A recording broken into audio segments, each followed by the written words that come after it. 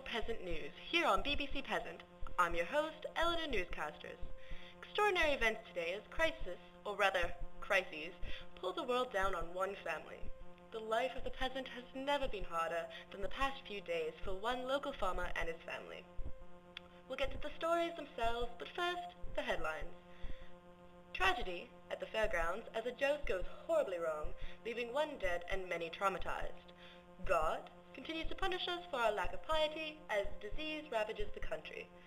And in business, grain prices continue to rise, leaving many wondering if they will have to sell their children to pay for their next meal. We'll have pictures and interviews from each of these stories coming up, but first we turn things over to Hugh, son of Thorvald, for the weather. Hugh? Thank you, Eleanor. Well, as you can see from the chart, the rain which has been destroying your crops will continue through the month. Some relief on Friday, with the sun showing up long enough for you to believe God didn't see you commit lure white out behind the barn, but then more rain for the weekend, when you realize that God truly is punishing us for our sins. Only the Holy Church can save us now. Thank you, Hugh. I suppose the cold rain has helped spread the disease? Yes, God did that too. When even our religious festivals are marred by tragedy, we really are sinful people. Yes, well, that brings us to our next story, a freak accident at the Act of Mountain God!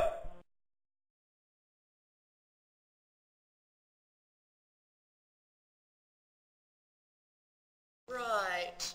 Well, an act of God then at the Martin Mass Festival today has left a local villain dead and many others traumatized. It occurred during the Joust exhibition when Edwin of Shrewsbury faced off against Gawain of Chester. A warning here, these images are not meant for the faint of heart. Please have all small children turn away now.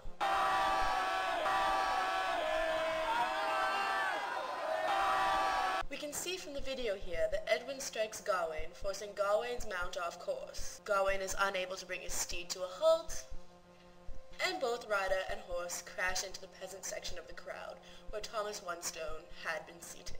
Thomas is skewered by Gawain's lance. Again, these images are from the Festival of Martinmas today, and you are looking at the last moments of Thomas Onestone, killed by Gawain of Chester during the joust today. Here we see the surprise on his face as Gawain crashes into him. Efforts were made on the scene to revive Thomas, but there was little the barber could do. Thomas was then buried after receiving a spiffy new haircut. We go to the scene where BBC peasant reporter Michael of Warwickdean is with Gawain of Chester. Michael? Thank you, Eleanor. I have with me Gawain of Chester, who lost control of his horse and ploughed into the crowd. I wonder, Gawain, if you could tell us about the incident. Yeah, it was a tough one to lose. Edwin got lucky and struck me, forcing me off course. It's always tough to lose, but I thought I gave a good effort, and I'll go over the performance with my squires. Still a new team, and we've got things to sort out, but we just got to go out and give 110%, and I think we'll pick up the points next time. And what are your thoughts about the death? Yeah, sad that these things happen. It's part of the game. It's always tough to lose someone who gives 110%, and we're worse off without him.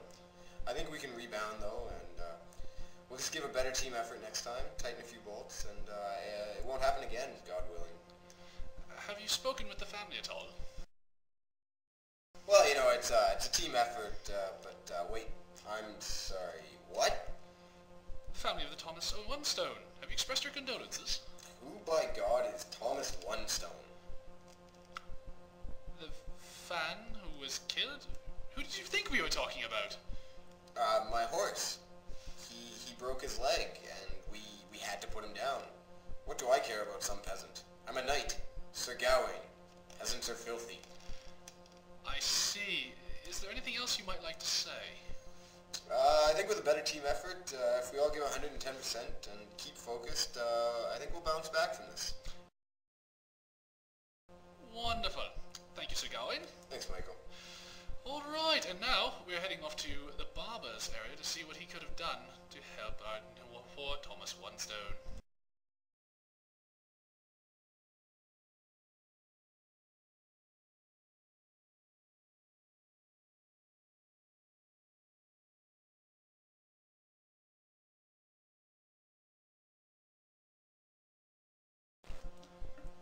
now here with Barber Surgeon Nick Cox Greyhouse.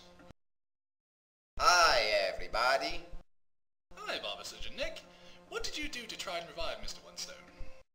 Well, Michael, first we pulled the lance out of him, because you can't go walking around with the lance in your stomach.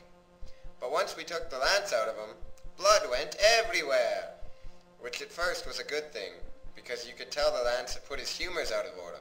He was definitely hot. His head was perspiring relentlessly, but then he started to get cold, so we heated the lance in the fire and put it back in to cauterize the wound, and to heat him up and dry him out, thus putting his humors back in order. And that didn't work. Oh, so then I hacked off his leg with my axe. I don't remember what that was supposed to do, but anyways, he died right after that. So I gave him a nice new haircut, free of charge. At least he'll look nice when he meets the Lord Almighty. Indeed. You may not know how to save lives, but you are an excellent stylist. Speaking of which, who does your hair? It's shite. Look at all the stuff around me. This is what we could do to you. We could fix you right up. When I finish, perhaps. Back to you, Eleanor.